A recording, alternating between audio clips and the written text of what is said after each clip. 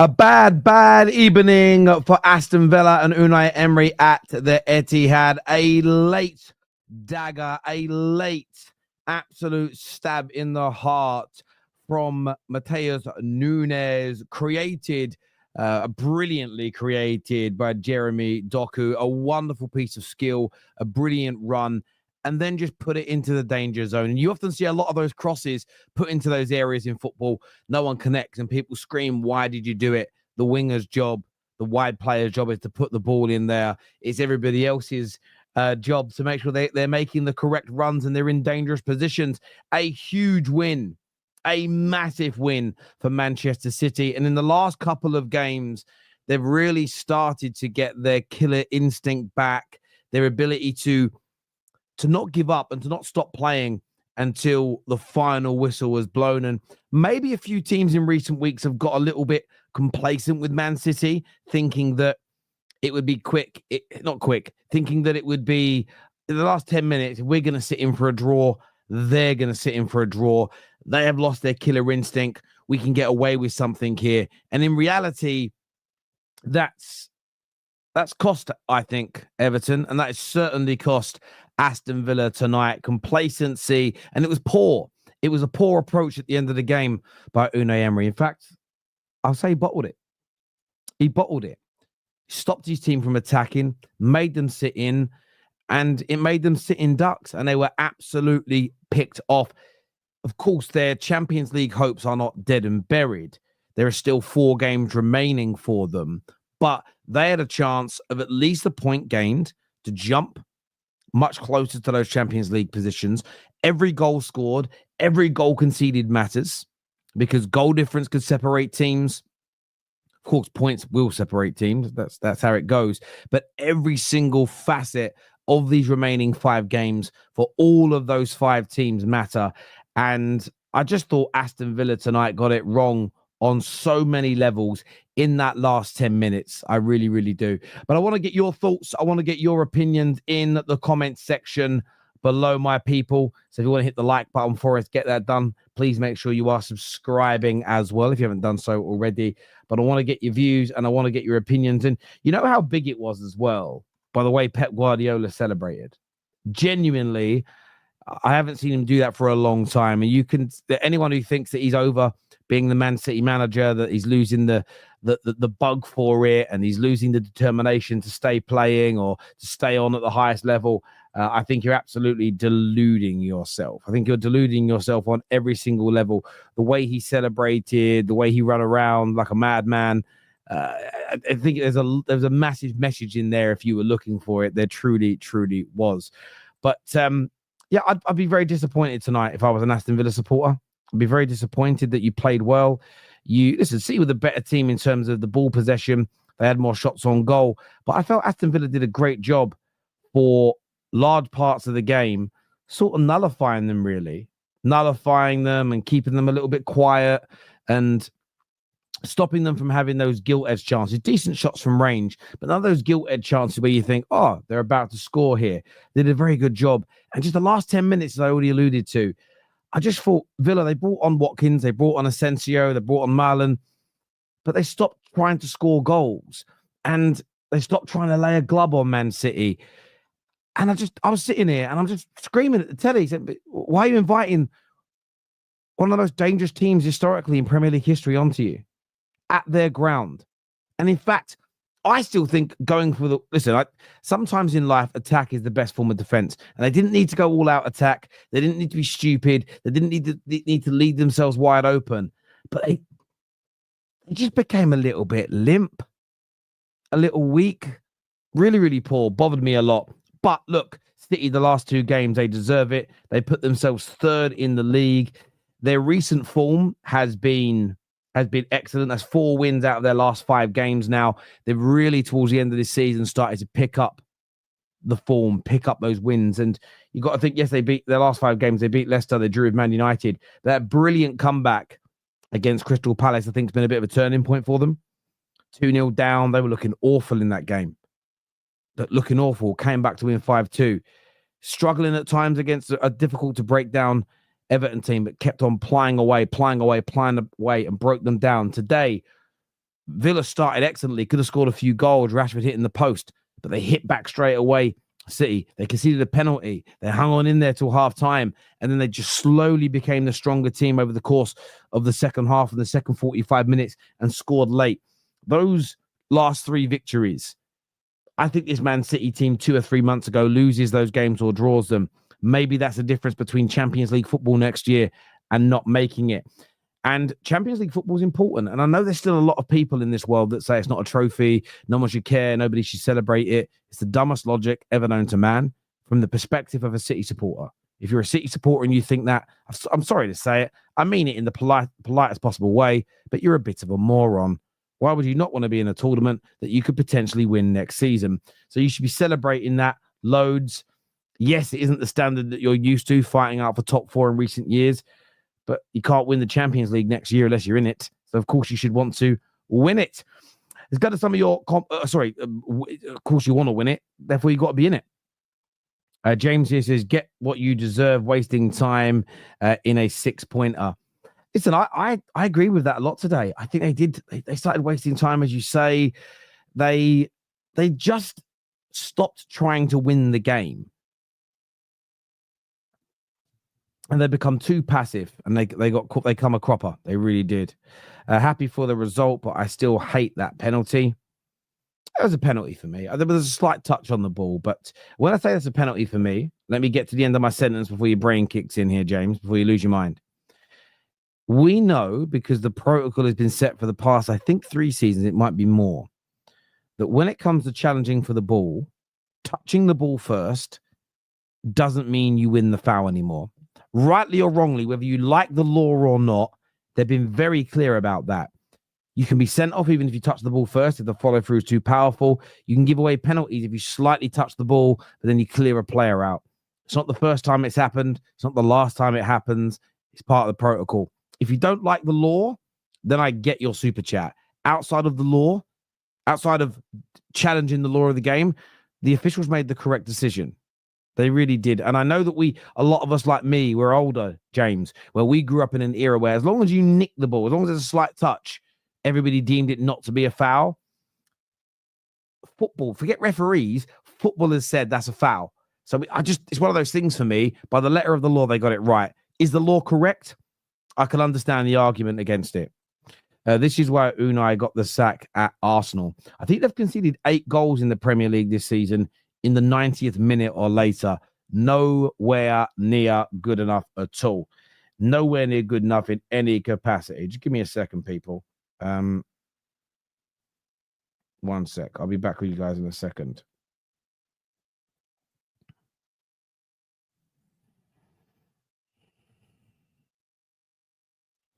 So I just need to message someone real quick. Thank you. Yes. And look, I like Unai Emery. He's done a really good job at Aston Villa. But there's too many late goals conceded this year. You know, in the last week alone, the decision to sit back and be really passive, the decision to take Rashford off against PSG, they're managerial decisions. They really, really are. Once Unai brought in Disasi, I knew straight it would be a disaster. I don't understand this move, this deal. Why do you see someone play for Chelsea and stink the house out? Why bring them in? I bet they've got an academy right back that's better than Disasi. They have to have. It was a shocking decision. Putting Disasi, marking Dorgu was, for me, crazy. Well, in fairness, I think Disasi came on first. He did. But you always knew what was going to come as soon as Disasi came on. The manager said, let's have it. Ridiculous decision, in my personal opinion.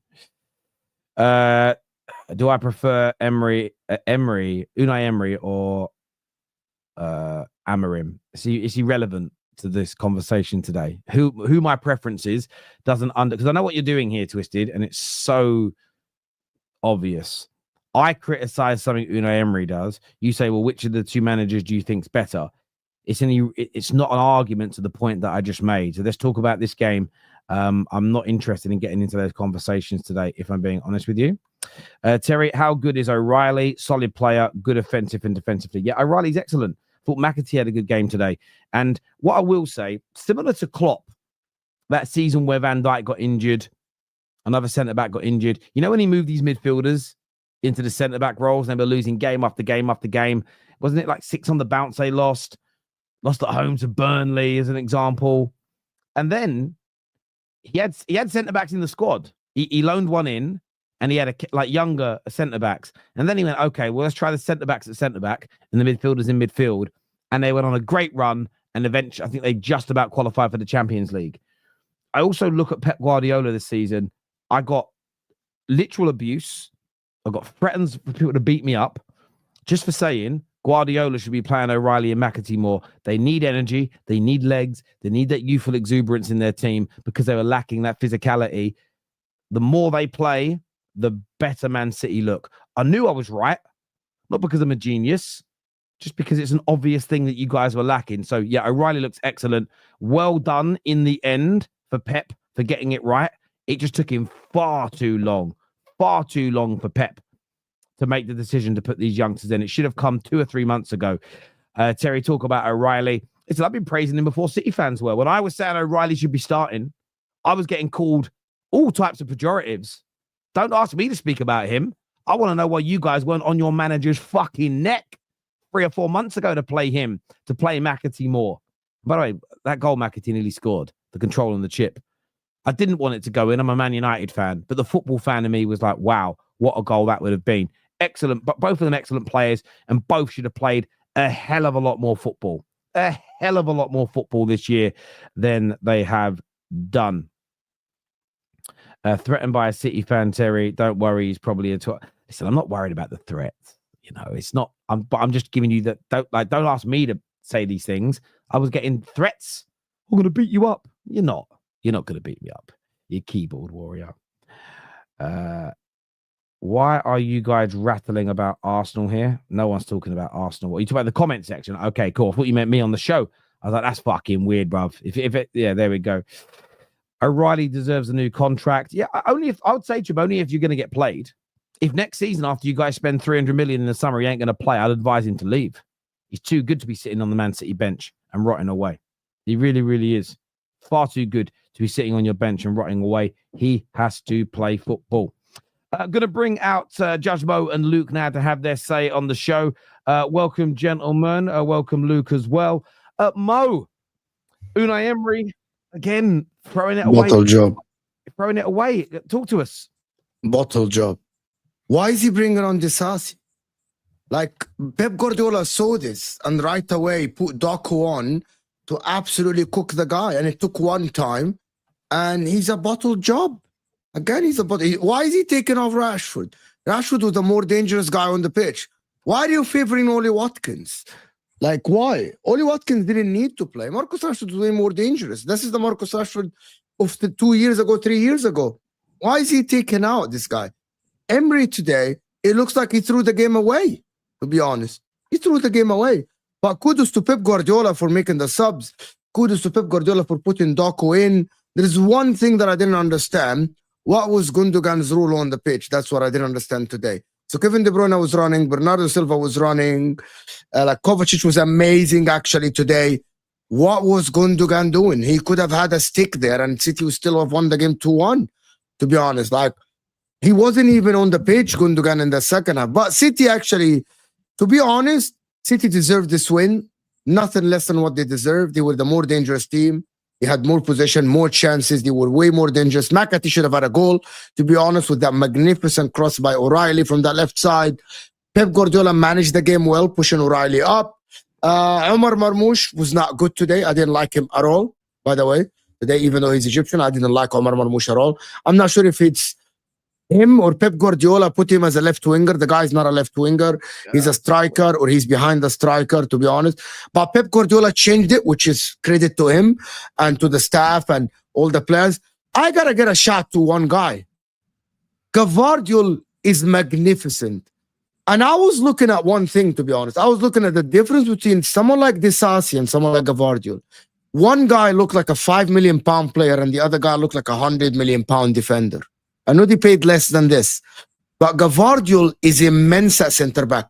He should have played him as a centre-back earlier when he didn't have centre-backs and he was trying to mishmash this and that. He should have played O'Reilly earlier, should have played Gvardiol as center back because he's so good. Not only on the ball, his positioning is elite. To be honest, Gvardiol as the center back in a back four. So why is you playing him left back? Yes, he scores goal. But O'Reilly's good enough, right? He was ridiculous. Gvardiol, I agree, Mo, and this is why I was getting so frustrated 3 or 4 months ago with City fans. It was never about I want you to sit again, basic bitch stuff. I wasn't sitting there asking questions because I wanted you to say that Pep was a fraud. It's not that's not what we're here for. It was annoying me that I had City fans on here saying there's just nothing we can do to win, Terry. Pep's tried every single scenario, nothing worked. There's nothing we can do. And it was just, I felt like that was insulting football fans' intelligence. There were other options, O'Reilly being one, McAtee. You just mentioned Gvardiol being moved into a centre-back area and looking strong. And as you say, he's not done it too late because they were out of the title race. He's done it with enough time to get them into the Champions League. But it's interesting that since they've done this, they're winning more games again. You know, it reminds me so much of Klopp when he was galaxy braining the Van Dijk injury and he was playing. Do you remember when he was playing Fabinho and Henderson? Henderson and Fabinho. It's similar. It's a different decision making, but it was similar. It's, you know, you've got centre backs in your squad. Fucking use them. You've got a left back in your squad. Use him. Yeah. Can I ask you guys something before Luke comes in?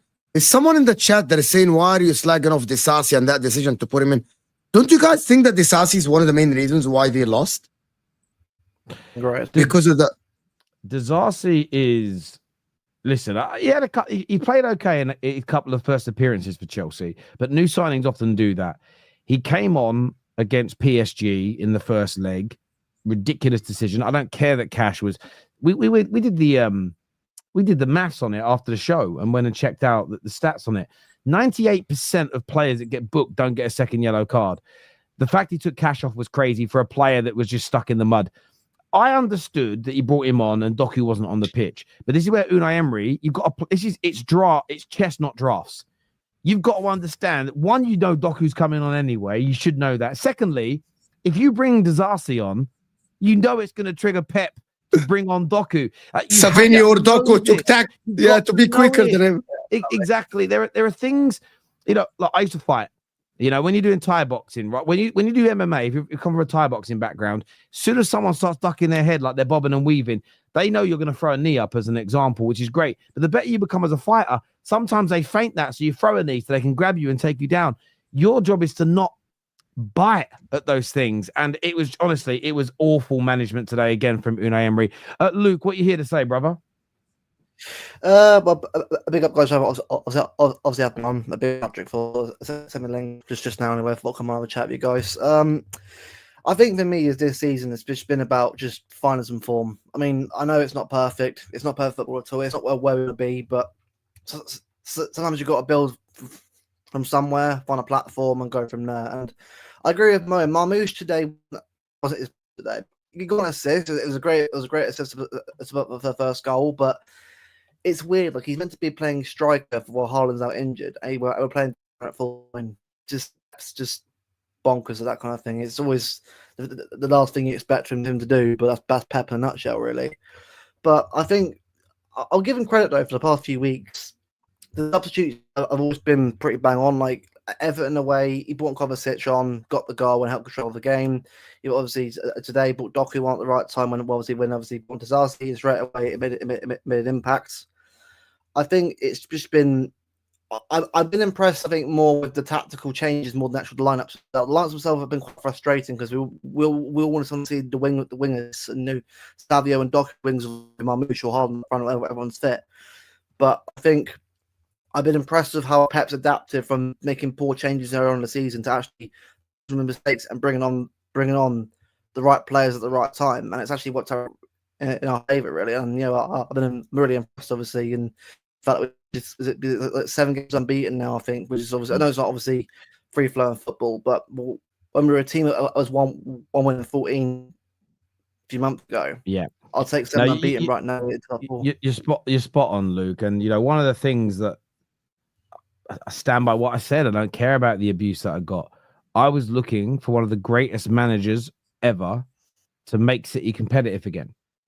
Yeah. And He's done it now. So fair play, and I'm going to give him credit for that. What I couldn't fathom, Luke, and fair play to you, fans like yourself and Kel and Nobbins and LB that were so honest about this idea that there was no solution, nothing could be done, there was no way of making City more competitive, you had to wait until the summer, was absolute nonsense. Now, you've gone and bought players, and there's nothing wrong with that because that's what most clubs should do and do.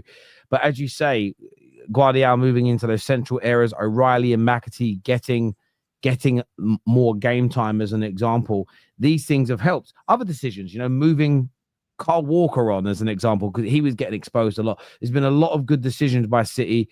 You're now 7 games unbeaten. You look, in my personal opinion, like a bit of a shoe-in. It looks a bit of a shoe-in now for you guys to get checked. Like that win, I know that there's a lot of, there's 4 games remaining.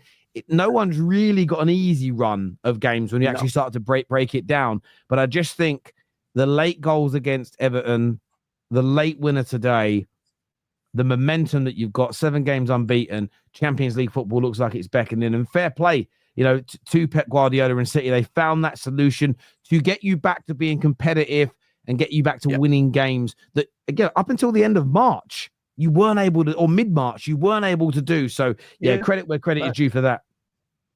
Can I ask a question for everyone? Is Foden injured? He's come back from injury. Apparently, he's not fully fit yet. He's not, but I imagine he'll probably play on Sunday. Probably. So that's what I heard anyway. Would you play him or would you leave him out? You've looked better without him, haven't you? The last few weeks. I'll be real, Terry. I've always said I don't care about where players are from or the local players. He's not been in form anyway, and then obviously he's been stuck behind the scenes. And fair enough to see what's going on with him. But even when he's been on the pitch, well, for once he's on the pitch, he hasn't been good enough. He hasn't performed. So a player now like O'Reilly, who are on form right now and deserves to be playing right now. So I think at the moment until I see him get some goals and get some form going, I think he should start on the bench. But it was probably knowing Pep on Sunday to play on Sunday. But for me personally, would start on Sunday. Yeah. I mean, listen, I've got no personal issue with Foden. I like him as a player. But you guys look good at the moment. You look good. You really, really do. Hamza, another big and important win.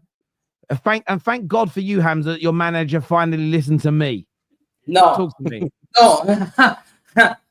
I told you before, you frogs, you thought we'll play Europa League. That anthem. Whoa. I told you before.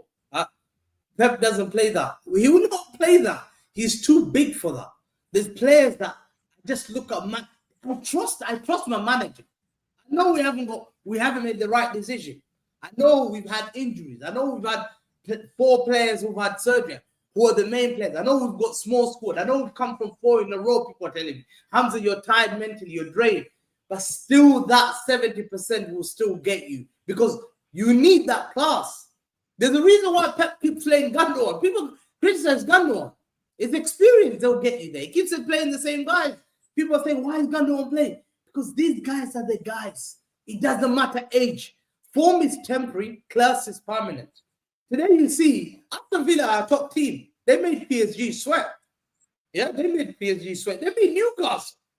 Yeah, they get to this game. People told us, oh, they're runners. We just beat them in our home. And we expect to beat them, obviously. It's not like, I was not going to celebrate a draw. To me, I'm comfortable now knowing that I'm going to play Champions League. It's a fact. There's no way we're not playing Champions League. And today's performance, it shows how City, like if we had our players and a little bit of quality, we're just 5 points behind Arsenal. I told you before, we're 5 points with 1 in 13. We won 1 in 13. We won 1 in 13 and I'm 5 points. And these players, I have to give them credit. I have to stand up and say, this is why you became champions. Because when pressure's on, you deliver it. When pressure's on around February, March, and people are looking at you and say, you're going to falter. You can't do it. How do you do it, Pep? How do you do it? It's because Pep knows these are the players. In fairness, just very quickly, because it's funny how earlier on in the season you didn't want to talk about 1 in 13. Now you're twisting the fact. In the Premier League, in that period, you won 5 of 13. It wasn't 1 win in 13 Premier League games. From your first defeat, all round. From that first defeat, from the first defeat in that 1 win in 13 games. If you count 13 Premier League games from that one defeat, you won 5 of them. So just for the facts here, you didn't win 1 in 13 Premier League games. You must give credit. You're shocked with 5 points behind Arsenal. Hold on. Can I answer this, Terry? Okay, hold on, Hamza. Okay, why are you saying you're 5 points behind Arsenal, who have had injuries as well? Actually, it is credit to them. Hold on. It is credit to them that they are 5 points ahead of you with the same injuries as you have, and you have a better manager. You need to say, I am that many points behind Liverpool. Why are you comparing yourself to Arsenal? Because I don't understand that. Why are you comparing yourself to Arsenal? I don't understand.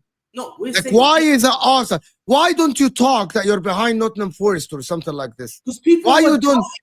I don't understand. You won 5 on Hamza. I'm gonna let you talk. You won 5 and 13. That's on you. They had injuries as well. So actually, it's shame on you having the best manager in the world to be behind them, and when they have injuries, so you are catching up to them while they had injuries like you. And your managers, as Luke said, he's just finding solutions now, while Arteta has been playing months now with Mikel Merino while still second. And just to add, that is spot on. Look, very strange. Spot on. You started the season in everybody's eyes as a better team than Arsenal. Okay. Yep. When Rodri went out injured, you were ahead of Arsenal in the league, so they've caught you and gone past you. Also, everybody knows this hasn't been a great Premier League season for Arsenal. The Football Terrace as a platform, including myself, have criticized Arsenal for not winning enough games in a row, for throwing too many games, and not having good enough transfer windows to rectify situations. The same as we criticized City for not having good transfer windows prior to the January one just gone. But let's not pretend that Arsenal didn't lose Saka for 4 months, Odegaard for 2 months. They've had no recognized striker January, right? Yeah. Not one, right? And they've put a DM into that role. And this is the thing. I know you want to dunk on Arsenal, and feel free to do it. But I think when you, in your attempt to make Arsenal look bad by saying you're 5 points behind them, you're forgetting they've probably had more injuries than you, if not the same. They weren't rated as good as you, and they're still ahead of you. It's not a flex, bruv. It's an L for you. No, I know it's not a flex. I don't flex coming second. You were flexing it. You were just flexing it. You were just flexing it. The doubters who doubted Pep Guardiola saying, "Oh, Pep is part of the top 5. Oh, we'll be challenging for top 5. We have to be looking at Nottingham Forest and the likes of Bournemouth and Villa." No, I knew for a fact I trust that manager. I know. You didn't trust your manager, Hamza. You're projecting out. Do you know why you know you didn't trust? No. Do you know why you know? No. I'm not. Listen, I'm going to. Hamza, very, very quickly. Pep Guardiola, I've already said it, deserves praise for making his team competitive. Man City have been one of the greatest English football sides in the last 8 years that we have ever witnessed and we have ever seen. But don't you come out here projecting your own misgivings, your own doubt. Because when you sat here 4 months ago and said, there's just nothing Pep can do to make us better, there are no solutions. Yeah, because hang on, let me finish my sentence. No, but you were wrong. You win the league. No. That wasn't it. What we were talking about on the show was we are looking for Pep to make you competitive again. And your words were, there's nothing Pep's going to be able to do with this squad now. He's tried everything. It's all done and dusted. That is you. Let me finish. That is you doubting your manager. The rest of us said Pep can find a solution, and we not that we want him to as rivals, but we think there's a solution there if he makes the right decisions. So don't stand there and say, look at all of you lot that doubted Pep. No, we were the ones saying, Pep, there's solutions out there. Will he find them? You were the man who said there's nothing Pep can do. Let's not twist it. Let us not twist it now, Hamza. You fraud. You guys are so salty today. Because you have to swallow that. Yeah, Habibi, we literally press City for the whole show. You have to swallow that salt because to you guys, you thought Man City will be struggling this year. You wanted that. You were praying for this, but it never happened because I'm sure for a fact we City fans are upset for one thing. We're used to winning the league. Everyone as a City fan here, if you ask them why are you upset, they'll say yes. You say, Hamza, but why are you upset? They'll say because we're not used to this now. In the last couple of years, we've been winning 6 and 7 years. You're used to winning every year. The only reason we said is to take us back to the top where Liverpool are and challenging Liverpool for the league. Because Liverpool have not been challenged. They've walked away with the league. Let's be honest about it. Liverpool have walked away with the league. They've left everyone the dust. And the reason why we're not there is because of mistakes. But guess what? When pressure was on, there's one club will always deliver under huge pressure. And you know it, Terry. The club that's delivered under pressure. And Hamza, and that's fine. Hamza, and that's fine. I'm not sitting here and saying that Man City can't deliver under pressure. I have never made that. This is the thing about your argument. I have never made that claim. So therefore your argument falls short. People in the comments, Terry, you said that Pep was finished. No, it was Staffy that said he thinks it's the beginning of the end and it's the beginning of being finished. My words were, I'm intrigued to see how next season goes. I'm intrigued to see how they progress. But what I said, and Luke obviously watched the shows and remembers, is I'm not prepared to say that man is finished at this point. I felt that was too premature. I thought it was too early. Equally, I've never made a single claim ever that Man City, Hamza, are a club that cannot handle pressure and will not deliver in the pressure. What I was talking about, and I was spot on with, and I'm not going to have it reframed, and I'm not going to have it repositioned. Thank you to all the City fans in the chat that are backing me here because you remember what I said. All I was stating is that you had solutions within your squad, and I thought it was your manager's job to find them. He has gone and found them. Therefore, I'm praising him. I'm not saying, but he spent 200 million. I'm not undoing anything he's done. But what I'm not going to allow is for words to be put in my mouth, things that I did not say about your club. I didn't say it once. You are given this platform to say Pep's finished, the word finished, and he cannot find solutions. More will say, can they do it? People are doubting. Terry, be honest. People were ready to smoke. Hang on a minute, Hamza. But so were Man City fans. So were Man City fans doubting whether you'd make the Champions League this year. Yeah, it was right across the board.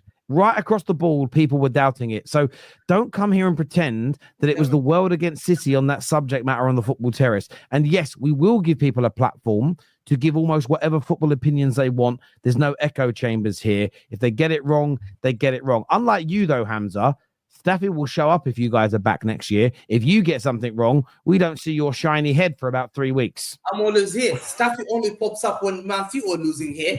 But when he's here fighting relegation, being 16, you don't wait. I don't come out here slandering you now because I know they're finished. They're not relevant to me. But he turned up here smoking Pep Guardiola. Rivals wanted our downfall. Today's decision of Man City being 61 points, performing under pressure, going on this massive win, going to Everton away when Liverpool and Arsenal could win, winning it 2-0, coming back to Villa. Villa, a very good team, beating them, beating the likes of Newcastle. City have done well under pressure, and it doesn't end here. It doesn't end here. I agree with what you're saying, mate. But the thing is, as well, for me, I'm not going crazy over it either because where we should be is a lot better, it's a lot higher than this. And you take obviously wins when you get them, but I think for myself, it's still a long way to go for us to get back to being at that level. Obviously, the problem is, Luke, is that when Hamza was asked a straight question, the guy that comes in here on the Football Terrace and says that Mo does this and Terry gives us a platform to say what we want and all the stuff. When he was asked a straight question about will City make the Champions League next season, he said, I don't know. Who said that? When Hamza was asked on Al-Ahwa a couple of weeks ago, are you sure you're going to make Champions League? In the beginning, he said, I don't make predictions. I don't know. Are you joking, Mo? Which Hamza did you speak to? I'm going to tell you the people in the chat that watched. You've been exposed, Hamza. He literally said, I don't know. Oh, no. You doubted them again. Only under pressure. He said at the end, okay, you guys wanted me to say it. Oh, okay, we'll make sure. He literally said, I don't know. Bro, I was confident from beginning, Terry. Every time you've asked me. Ask the chat. Most positive guy amongst this is a Man City fan, bro. This is a Man City fan. Huh? This is a Man City fan. I asked you straight on Al-Ahwa, are they going to make Champions League? You deflected and didn't want to answer. Man City fans will tell you in the chat. Oh wow. I Hamza, always thought he are would. you- But let's give credit was- to Pep Guardiola. You see, here you go. No, you have to give credit. No, I didn't ever say that. I love you. I love you, bro. Wallahi, I love you. I love you. To me, you have to give credit to Pep Guardiola. This season has been a very tough season. He could have easily, have left us in disarray and Left you? No, he had family issues that's going on. Anyone could have left. Family. But Pep Guardiola decided, I'm taking over this project. I will end this project. He extended we were going through a tough time. Pep extended his contract. We signed players like what's the name, Marmoush, who's doing very well. Nico Gonzalez doing very well. Kusunov, upcoming youngster. What did Pep did? Pep, what he did, most important thing this season, he absolutely brought that team together. The Got managers- the under one, like Kevin De Bruyne and Bernardo Silva, who've done well. For our fans have criticized those players. You said Kevin De Bruyne is finished and he shouldn't play again. Oh no, Hamza, you did. You oh, said Kevin De Bruyne is Hamza. finished and he shouldn't play. He said respect Kevin De Bruyne, but I don't think he should play again. I said that in my life. He's the most beloved player I've ever loved in my life. Yeah, well, and I didn't doubt that. Kevin De Bruyne is a phenomenal player. No. And I never said that you said he's a bad player. I never said that you said he's a bad player, but you said that Kevin De Bruyne lost his legs. That's true. No. With Pep, Oh, legs gone, no. Do you believe? Yeah. No, Hamza, I just want to answer your question, your point about praising Pep. Pep deserves prep for finding a solution. I agree. You just said though that when you were going through a tough time, he stood by you. Are you going to echo that same energy to managers at other rivals when they're going through bad periods? If that manager doesn't quit and they stay, are you going to praise him and say, "Well done, you for not quitting"? 100%, because there's sometimes you go through these down patches, especially if a winner like Pep who's delivered you four league titles, and he was going through a lot of issues, and he delivered everything that City ever needed. He delivered the Champions League, he broke the Premier League records in multiple levels, like in terms of the players we had, the goals we scored, how many league titles we won. Pep delivered everything. He didn't need to stay extra longer. Pep decided that he wants to put City back to the top. What did he do? The most important thing is to get a Champions League place. We know it. Yeah. Arsenal being praised for coming second because they have injuries, they don't have striker, Man City here being told, hold on, why is Pep struggling? Why are you being so poor? You always win the league. No one will ever accept whatever we do. People are ready for our downfall this season. Every rival, including even fans like Mo, who supports Inter, wanted Arsenal, were praising us. But us, we never get even the praise. Today, we're in the Champions League. And you know what? But you were, hold on, Hamza, hold on. But factually, were you worse than Arsenal this season? Yes, by far. Okay, so it's very objective to say that Arsenal were better than you this season. It's very objective. They're in the semi-final. You got they smashed Real Madrid 5-1, the team that beat you. They are doing better. They have injuries as well, and they haven't done good. None of us here is saying that Arsenal are successful. Arsenal have lost the league. Arsenal have lost the league, and they should have won the league because Arteta has been here for a while. But we're talking about this season. Mikel Arteta found solutions earlier than Pep. Am I wrong to say that, guys? It's true, and equally, Hamza, what I'm going to hold you to account on when you speak now is exactly what Dems here says. If City win, Terry is asked to give credit to Pep. If they lose, he, as in you, Hamza, defends Pep and blames the aging players. And that's also what you did. And this is what I would say is interesting about football fans, is you can't credit a manager for everything you win and then put zero blame on that manager when you're losing. It doesn't work that way. There has to be a bit of balance in the analysis. And I think people on the terrace have been very balanced. For instance, when you say City don't get any praise when you're doing well, it was the Football Terrace that coined them, one of the greatest English sides of all time. It's the Football Terrace who, and myself at the forefront, that's put KDB in the top 3 midfielders in the history of Premier League football, that says Haaland's one of the greatest, maybe the greatest finisher that the Premier League has ever seen. So to get that level of praise, and then for you to say there's never any praise for my club, that's just not objectively true at all. I mean, maybe you want more praise, but you get a hell of a lot of it, in my personal opinion. A few super chats here. First one says, we still ain't playing well. Pep is playing with the handbrakes on. This isn't good enough. All that matters is the 3 points, but not a fan set up by Pep. Yeah. You agree with that? I agree today. No, this is how look. He played very well today. You had plenty of position. You banked in the 18, bro. Come on now. No, come on. You had no, come on. Today is an exception. Second half was amazing. But we have to give credit to Villa for defending well. Villa didn't come out of their 18 until the 78th minute. Yeah. AMT here says, Hamza, you are the saltiest person on YouTube, yet you can say the panel is salty. This guy is shameful. By the amount of times I've seen you put on a bit of waka waka to dance to other teams' demise, and yet you sit here and say no one cares about my club. Maybe they talk to you about your club like crap to you, because what you remember, all you do is banter them. So it's a bit of to and fro, isn't it?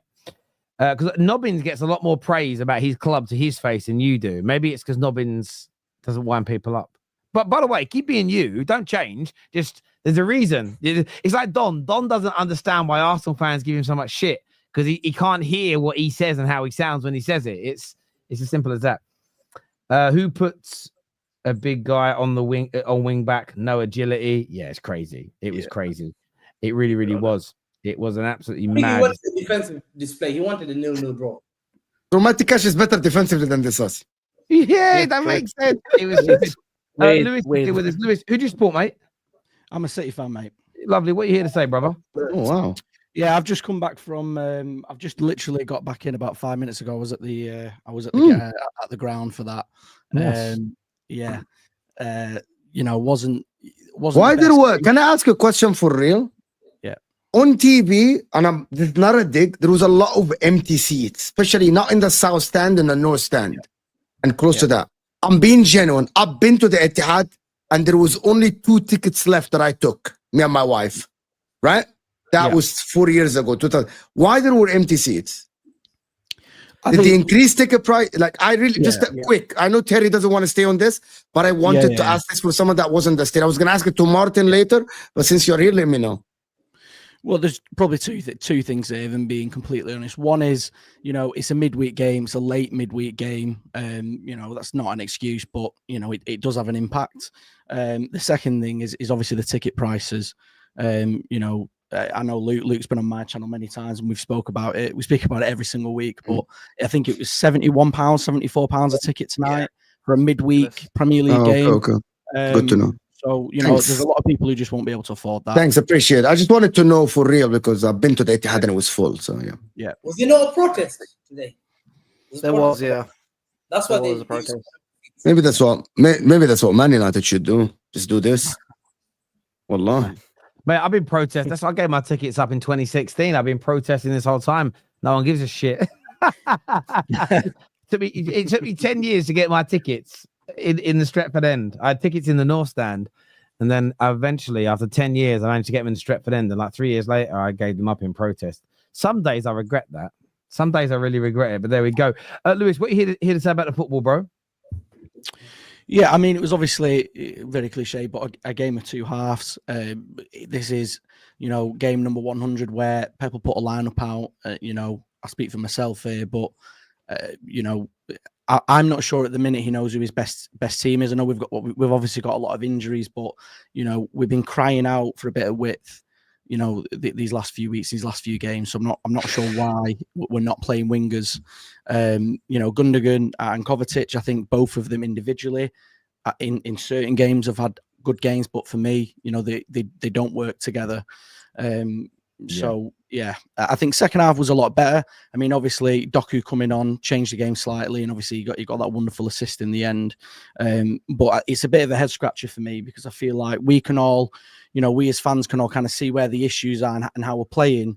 But Pep there's too much loyalty there. There's too much reliance on the players that have done it in the past, and unfortunately, They're not at that level anymore. But do you think? Let me ask you a question. Do you, so you just agree? Because Hamza was saying earlier that like Gündogan, he's playing because he's good enough. He's shown that form is temporary, class is permanent. That he's at the level. Do you agree that moving forward, the likes of Gündogan and co should be in your starting 11?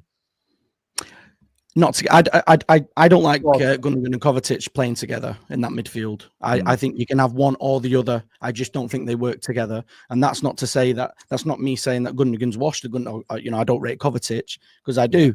There's not many. Doesn't seem to be many City fans that rate Kovacic.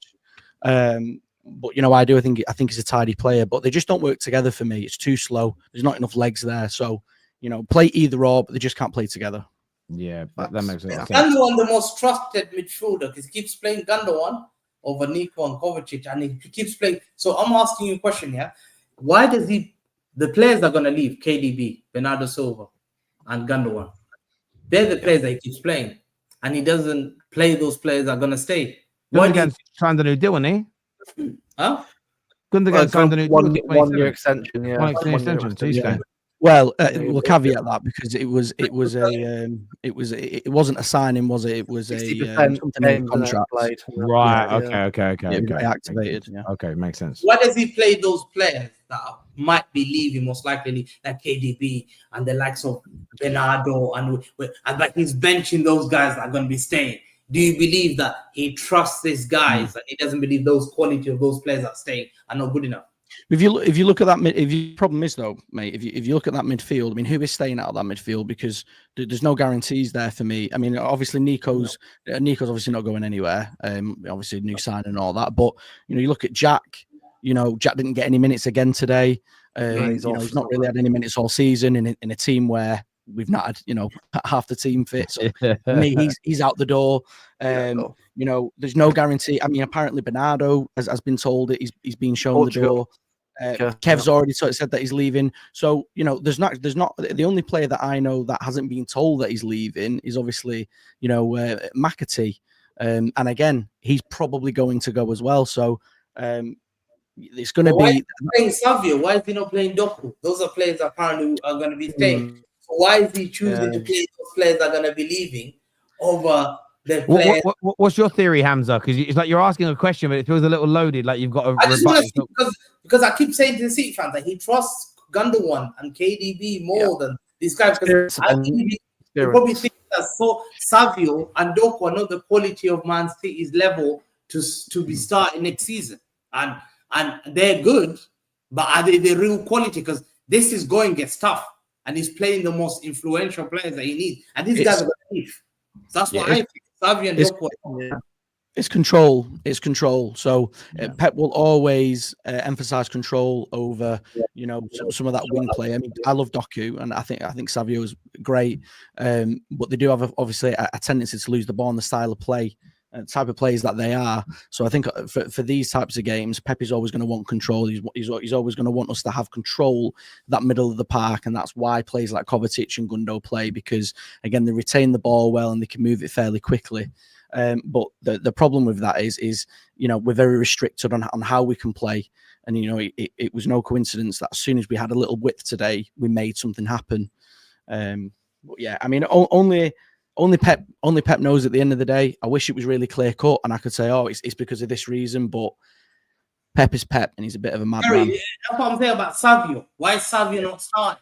Is he the quality? Well, so for me as an outsider, the Savio not starting kind of reminds me of how a number of your players, including Rodri, were used year one, where they're not quite at the level. They haven't quite got to grips with the system and or had the consistency of performances, and they're used sparingly. I think he's going to be in the team next year. He's still very, very young. Doku, it's interesting because he's getting towards the end of his second year. I know he set up that winner tonight, but there just isn't enough consistent output from a player so quick and so skillful. And as Lewis rightfully said, your manager will always prioritize control over any other aspect of the game. In actuality, he'll have a player like a Haaland in there who doesn't give you great control, but his output, I think for Doku to stay in the team regularly, he's got to start putting monstrous output numbers out there to justify. And it's one of the reasons why Jack Grealish doesn't get a lot of a look in. Yes, he holds on to the ball well and everything else, but there ain't a lot of. There's not a lot of goals there, and you've got to get that balance right. So that's what I think it is, Hamza, from the outside looking in. Output. We do. Yeah. You know, it's funny. It's funny because I get my mates rip into me, to be fair, because I'm a bit of a Doku super fan. But for me, you know, he's my type of player. I love those players that, you know, direct, run, you know, scare defenders to death. But, you know, for me, I actually see it the other way around. So, you know, I think Savio, I mean, at least when I watch him play, he seems a lot more raw to me. You know, and his finishing for me isn't up there. I wouldn't even say it's at Doku's level. And I think over the last few games, he's not been starting, but I think when he's come on, you see the impact that he has on the team. You know, he is starting to impact the games. You know, today could be the reason that we end up going in and getting fourth place. You know, that's a massive impact over the season. So I think with Doku, there's definitely. I mean, I can see improvement every week, every month. I can see improvement, and I think if he adds finishing to his game, because that's what's missing at the moment, it's just that finishing. If he can add that, he's going to be one of the best wingers in the world because he can do everything else. It's just the finishing for me. I think for him as well, he's too quick for his own sometimes. He's a very rapid player, but I think if he was a little bit slower than what he was, which sounds very, but if he had a bit of controlled pace about him, he'd be able to think, I think, a lot more about what he's going to do. Sometimes he just like a full-on Josko bunny right into the fullbacks, just goes for it, and sometimes loses the ball, which doesn't work out enough. I think that's probably where I feel like for Doku, if he can just slow himself down and work on that decision making in a split second, he'd be one of the best wingers in the world. I think Doku's more of a bench player for Man City, Pep's kind of player. I think he's not a player that takes on a guy and bangs it top corner like Leroy Sané or gets into the box and focuses like Raheem Sterling. I think you can't teach that. I think he's played like this since he was young. He's been playing like this at Lille. He plays like this at Belgium. All he does, he dribbles past 1-2 players and he crosses. And you can't see that final. Today he did that ball. But in how many games are you going to do that as a winger? Because I expect you to have at least 20 GA as a winger to be elite when you're finishing at the top. We used to have that. It's a fair point. I just want to say, you know, because there'll be the fan base is split on Jeremy, to be honest with you. But I'll be honest, I think it's unfair. I mean, he came on tonight, he got the assist, and for whatever reason, we're sat here talking about what he's not doing right. But he came on tonight. Tonight, what he did is exactly what he should be doing. He put the ball into that danger area. He did all the right things, and often you see, because if Núñez doesn't make that run, the uneducated football fan would say, "Well, why did he give the ball away?" Now, Doku's job there is to put the ball into that danger area. If they go back into the dressing room and no one makes a run for that ball, it isn't Doku that's getting a bollocking by the coaches and the manager. It's the players for not making that run. Yeah. Football fans, we can sometimes all be a little bit unsophisticated in our analysis. We look at the player that's given the ball away. You'll often see a player knock a ball long and it ends up going out for a goal kick and the crowd goes, "Oh." And a lot of people go, "Oh, that idiot knocking the ball long." No, it was the striker that didn't make the run that there are in that. It's not the pass because the ball was right. A few super chats here before we end, guys. AMT here says, when a team wins a game, players are good. When they lose, the players are bad. It goes for coaching too. Yeah, it's a combination. It's got to be a combination. I agree. Absolutely. 25 days until my college graduation, counting down. Well, good luck, GK. If I don't see you, brother, make sure you have a great time. Gents, by the way, Luke and Lewis, nice to meet you both tonight. Make sure you get yourselves back on for some more City games. It's great to hear some new voices come on the terrace and speak. To all of our viewers, I want to thank you all. This is going to redirect you to... Let me check where we're redirecting to this evening. Footy Judge Mo's channel, so go and support him. We're back tomorrow morning, me and Callum from Coppish doing a fan channel reaction. We've got Straight Facts in the afternoon, and then we're reacting to Arsenal versus Crystal Palace in the evening. Until next time, everybody, take care, goodbye, God bless, and I'll see you all again soon. Peace.